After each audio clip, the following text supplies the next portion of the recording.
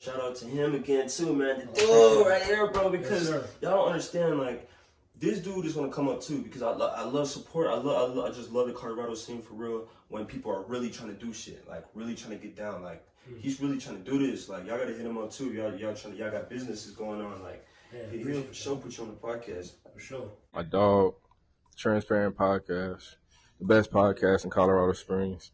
It's my real mud brother. Like when I say we was really in the trenches together, we was really in the trenches together. You always showed me love. Hell, we met in the trenches together, so you always showed me love. I'm always gonna show you love. You forever my dog. Love, bro. Everybody go follow transparent_podcast_co. Those are my people.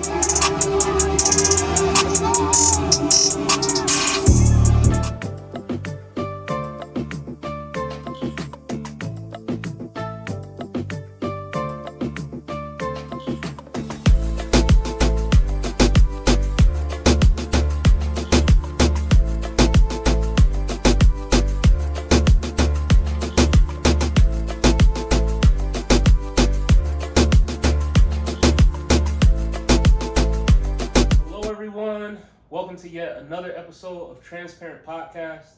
I have a very, very special guest with me today. Could you please introduce yourself, let them know your name and where you're from? Yes, I'm Estephani. I'm from Denver, Colorado. Sweet. So I want to thank you, first of all, for coming out, being able to take a little time to talk to me and the viewers for a little bit. So for those who are watching you for the first time on my little podcast, could you give them a little backstory, just tell them about life growing up and then kind of lead into some hobbies, things like that, and then what it is that you do? Yes. Well, first of all, I wanted to say thank you for having me. Of course. I really appreciate the opportunity. But I guess growing up, I've lived in the same house my whole life, and I think growing up was pretty hard for me because I was an only child for 10 years, and then I was not an easy kid growing up. I think I had just a lot of inner issues with loneliness and communication and stuff like that because I was an only child for so long, and I didn't grow up with much family.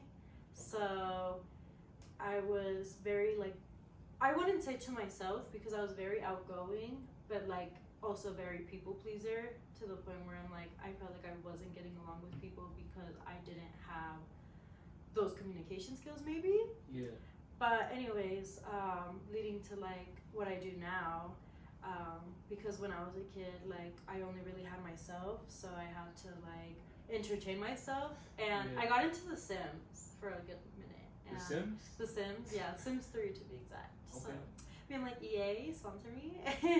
But yeah, I was very into The Sims, and I just remember Katy Perry was really popular during this time. Okay. And they released this expansion pack called Showtime or something like that, and Katy Perry was a part of it.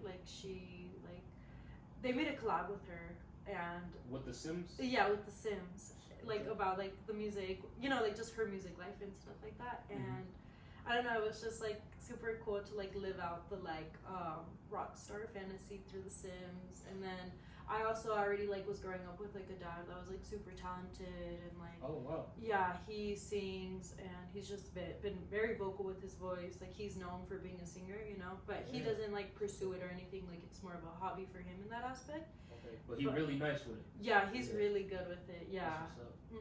And I feel because he sang so much, I got into singing without even knowing it, but it's weird because I didn't realize how much I liked to sing until maybe 2 years ago. I had someone on Instagram that went to elementary school with me. Yeah. Send me a picture of our yearbook picture, and I in my quote thing I put, "When I grow up, I want to be a singer." And it's just so weird because I'm wow, who would have thought I wouldn't have taken myself for that type of person that young, Yeah. But yeah, and then growing up, I did do some singing gigs with my dad, but they weren't really gigs. They were more open mic kind of vibes. But I was little, so I didn't take that And that was just kind of getting you comfortable with it too. Yeah. Probably without knowing. Yeah, 100%. But I didn't think much of it because I was little, and obviously, like, it was more of like, you know, Just having fun. Having fun, yeah. Yeah. But then once I got to high school, I had like a group of friends that were like already artistic. Okay. And then, but like I had a friend that was like making music already, but I didn't like really look into it or anything in terms of like me pursuing music. Okay. But I was just like, I was a minimalist in this aspect where I'm like, I wasn't like an outdoorsy person. Like I wouldn't go play sports. So my like what I would do was everything like through the internet. So I would do like Omegle and YouTube and you know. Like I even had like a gaming channel because I was so into The Sims. But like what I would do for fun if I ever did have friends like hang out with me is we would do karaoke. Okay. And when I got into high school specifically, I had this like one friend, Jaslyn, who was like really on my dick about singing, and she was like, "You're really good at singing. Like you're really good at singing." Just like would like push me out to her and be like, "This bitch is really good at singing," or whatever the fuck. And sorry, I didn't know. Can I cuss? I'm like, it's transparent. Okay, cool. So I was like, okay, like yes, I can sing, but I didn't like think like I said, I didn't think anything of it growing up. But then going back to my friend that was like artistic and was making music, like he was always like hyping me up to make music. Like he wanted me to make a song with him. Okay. And I was like, I wasn't opposed to it, but I was also like not that confident with my voice yet, and wasn't like, I want to make a song. I want to, you know, it was just more so like. So on that, I want to ask. Did you feel like at that like right around that time? Did you feel that like they saw what you had more than you, or do you feel like you knew you were there but you just No, I definitely really... think everyone else saw like my potential before I saw the potential in me. Okay. Because I grew up in a Latin household, you know, and a foreign one at that, you know. Okay. So like the idea of like being like pursuing singing or even like doing anything more with singing seemed like bizarre, you know. Okay. Growing up, I was in this class called AVID, which is like a college readiness class. Okay. So I'm literally like being raised to like, I'm gonna go to college and I'm gonna become a lawyer or something, you know what I mean? Even though deep inside I knew that wasn't something I wanted to do, you know, like I was very unsure, even like taking all these like college readiness classes, even going to like open campuses and like I just never knew what I wanted to pursue because nothing really caught my eye. Like I knew I didn't want to be like in the medical field, I didn't want to be in like the law enforcement field or any of that, and it just like nothing was sticking to me. Like nothing was like I want to do this, you know. Yeah. So I just really didn't know what to do. But when I had this like artist friend like just keep like asking me like to make a song or whatever, we were already hanging out. So I think like one day we were just all hanging out, and he was like, we were in his studio, and like we just came up with something. He like asked me if I could like hop on a song, and I did, and it ended up being like a really good song. Yeah. And he posted it to SoundCloud, and it kind of like blew up for us. And that was like even like the first time he like blew up from a song, you know. Wow. So, and this being my first song, like, and not having that much thought into it or anything. This was just on a whim. Yeah, it was like eye-opening, and I was like, maybe like I do want to do music, you know, because I like think about it, and I was like, I was having so much fun doing it, but that was also like beginner me, not knowing like the engineering that went into it, not knowing all the loops and holes that are gone with music. Yeah. So, yeah, that was just the start of it, and I think once I like hit my senior year, I was like, I want to make music because it makes me feel good, and like that's what I wanted to pursue. Wow, that's what's up. I appreciate you sharing it. That's a cool little story. And what I do like about that is how the circle of friends you were around, even at like an early age, like it was like they were good friends as far as like you know, I guess you could say hyping you up, but they were like, yo, like no, like you got something. So that's real good when your friends and stuff like that believe in you. Yeah. Because it's a lot of I would say youth nowadays, like their circle of friends is like, I don't know, trying to persuade them to do like bad stuff or like, yeah, you know, or hanging out with the wrong crowd. But they're and like, hey, to you the can sing, age, let's make a song. it's funny because I do feel like in an aspect like I grew up like rough in that aspect where I'm like I definitely went through like the bad stages of friendships too, you know, and I got into bad stuff or whatever the heck. But I'm even at that point where I'm like, I think everyone did, you know, like I feel like everyone had their like ratchet moments, you know, like I don't know, like I just feel like that's a part of growing up, and like if you didn't experience that, like that's not a bad thing. If anything, like kudos to you, like that's even better, you know, because now like as an adult, like I feel like I have to make up for lost time that I wasted when I was younger, if that makes sense, from like fucking around so much. Yeah. But I think there's definitely goods and bads to everything, because life is just an experience, and you definitely need experiences to grow and like to get to certain places. So exactly. Yeah. That's what's up. That's what's up. I wanted to ask too. Like this is it's kind of random, but like, have you or like growing up? Did you ever watch like I don't know, like American Idol stuff like that? I did a little bit. So I didn't have cable growing up. Like I mean, like I really was like a YouTube Omegle kind of bitch, you know. So I like didn't really grow up like watching like shows everybody knows. Yeah. But obviously like YouTube was popping, so I would see like American Idol auditions and and this is how I got into Melanie Martinez specifically. Okay. So I don't know if she was on American Idol or if she was on The Voice or something. I think she was on The Voice, but I would watch her like, you know, her performances on there, and like I just like I was so obsessed with her, like, and just like I think honestly she was like the only artist I kept up with from like The Voice. Yeah, just because I mean I didn't have cable, I wasn't like watching everyone else's, like I wasn't watching her competition or nothing, the like full, so that's as much as I got. But yeah, I was always like told to like enter stuff like that. But I can say now from an experience, like I was in a competition like not too long ago that was like very that vibe, where like there was like judges and they tell you like critiques and all this shit, and it's like honestly not a good feeling, just because like I do really like hearing critiques because it's good to like hear them, but being told critiques in front of a group of people is so awkward and almost like pitiful, if that makes sense. Ooh. Yeah, so it make you feel like low? Not even low, but like it's just embarrassing. Like, you know, they're like, oh, your voice sucked, and like what are you supposed to say to that? Like, thanks. Yeah, that's you know, true. like you obviously have to be graceful about it, but it's like I'd rather just like not be there at that point. Because it's like you literally like came up there and thought you did like good, and they're like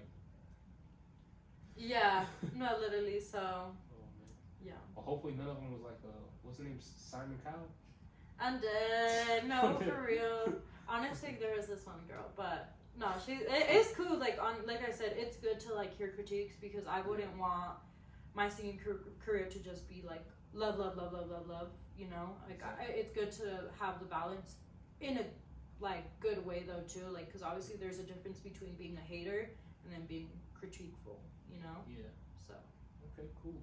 And I wanted to also touch on because I personally kind of feel this, but I feel like a lot of artists here, just like in Colorado, I feel that like you guys don't get enough credit, or I feel like you guys don't get the spotlight that you deserve. Because I feel in Colorado, especially just I guess like on the creative side, when it comes to like music, art, things like that, I feel that like there's so much potential and stuff here, but I feel like I don't know, Colorado just don't get their credit, the shine. But that's my take. I don't know. I think it's so weird because like I know a lot of artists that seem like they're really doing it out here, and I've also heard like Lizzo supposedly from here. Yeah, so I'm just like, I think the biggest thing is like no one's had their breakthrough through Colorado. Yeah, you know what I mean? Like most artists like have to go to LA, and that's when they get their breakthrough. But realistically, it's like, well, I mean, like Colorado doesn't have like the recording academy here. Like, you know what I mean? Like we don't have those like music industries placed here. Like that's what LA and New York and and Atlanta have. But that's because like that's just where things were built, I guess to say. And that's not to say like something like that couldn't be built here. Which but if it was here, that'd be like crazy. It had to be crazy, or there would just have to be like people that are already big would have to make it happen already here, you know. But everything is definitely a progress, and I don't know. It's hard to say because I've always seen that, like, you know, on Twitter and like on Instagram and like people are like, oh, like not one single person from Colorado is like a big artist or successful, and you know what I mean. And to me, I'm just like, I feel like we think that, but also like people have to move to like LA or New York or Atlanta or something, and they kind of make their big like breakthrough through there. But at that point, because they had to move over there, it's not considered Colorado no more. Facts. Yeah, so I don't know. It's weird. I don't really understand it that much, but No, yeah, I got you. But anyways, I seen like I was talking earlier, I was checking out some of the music I was checking on Apple Music. I seen you had three songs out. So I wanted to ask you, like when you like make your music, do you prefer Spanish with a little English, or like what is your I think preference when you like making music, or do you want to do like all English or all like? sometimes Spanish? I just like flow, and it doesn't really cross my mind. I think it's just really feeling out the beat and seeing how I could go with it, you know. But because I heard of like some Spanish and I heard some English, and I'm like, it sounded good, it was cool, but I was like, oh, like, you know, she just switched from two. I only know English, but I'm like, no, she switched from two languages. I would consider myself a bilingual artist, and like my approach to music isn't like, oh, I'm gonna make an English song or I'm gonna make a Spanish song. Like really, like I hear a beat and I flow to it, and sometimes like whatever comes out, you know. But I don't like force myself to like put more Spanish in it or put more English in it, you know. You like, I'm just gonna create what I create. Yeah, but obviously, like if I hear more of like a Latin beat, like I'm probably gonna flow in Spanish just because that's just what naturally comes to me. Yeah. Just like if I heard more of like pop-ish beat, I'd probably do English just because that's what comes naturally to me at that point. Sweet. No, that's what's up. That's what's up. So out of those songs, I think is it Honey is the latest one that was released. Could you tell us a little bit about that song, like the message behind that song, what inspired you to make that one, and kind of just like, I don't know, what all went into creating that specific yeah, Honey piece? Please to me was I think a self-message for myself and just to many other creatives, in the aspect where like I think it's seen as like crazy and very like low level to be a creative, almost seen by like people that pursue like a career in like something doctor, like more regular, you know. And when I like came out with being a musician, like people were like, oh, but what are you really gonna do? Like, what are you really gonna pursue? Like, that's just a hobby, right? You know what I mean? Like, you just always get those like backhanded like that's messages. Not serious. It's not a serious. Yeah, and to me, it's just like, I mean, don't get me wrong. Like, I definitely want to be like a multi-talented person or multi-skillful person where it's like I'm able to do other things too. But I just feel like music like just really like feeds my soul and makes my life meaningful in that aspect. Where I'm like, compared to like back when I was younger and I didn't know what I wanted to pursue, and like I was depressed and I was insecure, and now being a creative, like I'm like the most confident I've ever been in my life, and just like more sure of myself more than ever, you know. And I don't know, like I just don't think a lot of people understand that, and that's really what I wanted to relay in that like in that song was like, I'm gonna do what feels right to me, even though like, don't get me wrong, it still hurts my feeling. Like I could be like, I don't give a fuck what you gotta say, but like deep inside, like when like someone close to me like is like, you're crazy or something, like it obviously hurts because it's like, oh, like, you know, this like, person, their opinion matters to me. Their opinion matters to me, but you know, at the end of the day, the most important opinion is myself. Exactly. Would you say on that, like, do you feel that when you make music, do you feel that it's almost like therapeutic to like your mental health for you? Yes. Because that's what it kind of sounds like. Yeah, for sure. I think making music is like super therapeutic in so many aspects, you know, but even like I think it's cool because I'm not like a writer and I'm not like an artist in terms of like drawing and stuff like that. Like I have the worst handwriting, but when I like get to making music, like I almost feel super creative in the aspect where I'm like, obviously I'm not an actor or anything, but it's almost kind of like making music gives me the freedom to do that. And the way I write and the way I'm able to like engineer the song and the way I'm able to make a music video. So yeah. Sweet. And then also I wanted to ask, could you give us I don't know, like one or two artists that like either you listen to currently or that like kind of influence you, or like people you like to listen to? And then also, if there's one, do you have a particular I don't know, artist or someone that maybe is not super known, or maybe a friend or someone you listen to that you feel that you know, might be on the come up or to look out for, and then like two who inspired you? I really like this girl named Amber Lucid or something like that. Sorry, I'm like Amber Lucid. Hope I was saying that right. Yeah. But I saw her like do a performance on this like show called Elite, and it was like a cute little moment for her. And I was just like, never heard of this artist before, but like because she got on this like really big show, in my opinion. I like looked into her, and like she's a really small artist. Like she's not from here or anything. I couldn't even tell you where she's from. Yeah. But like it inspired me, because I'm just like, how do people make their breakthroughs? Like I've always wondered that. Like how do people do it? Because most of the time when you think of like bigger artists already, like most of the time like when they start, like they already had like a close connection to someone that was like already in the industry, if that makes sense. Like Doja Cat was like already in a like popular label, which is not to say like she made it from that popular label. Like obviously like she got herself to a point, but it's almost like she already kind of had the audience. And like same thing with like Galiuchis and SZA and stuff like that. Like it's almost like they already had that connection. And this really like big artist Rosalia, I've like looked into her story, and like I just like don't know how she like did it. I think specifically like what she says is like she went to school, and I don't know if she just made her connections like from being in school. But yeah, like it just like, I don't know. Networking is really important, is what I've noticed. But Amber Lucid, I've definitely just like, it's nice to watch a really small artist kind of come up, because then you really know the truth behind it, compared to like when you see these bigger artists, you don't really know. Exactly. Yeah, I know what you mean. Like you almost can relate to them more. Because it's like, okay, like, you know, similar situation or something like that, similar background, like small town, like, and now, you know, they're here, and like versus like you said, somebody either not saying that they didn't work or nothing, but like they kind of already had like just having it just takes like one person to like change everything, honestly. Yeah. Okay.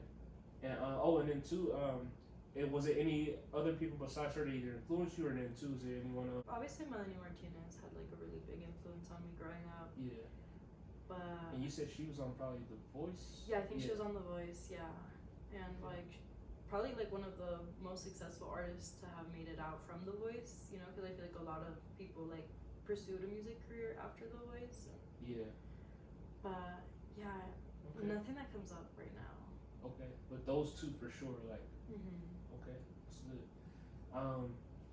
And then also, I wanted to ask, and for the viewers, do you have any that you can like music on the way, or anything you want to hit us for, or any albums, projects, anything like that coming up? Yeah, hopefully I'm gonna be dropping a new song in August or September at latest. Okay. It's called Siento Lo Que Siento. It's gonna be a Latin song, fully Latin. It's probably my most like Mexican song that I'm gonna have out.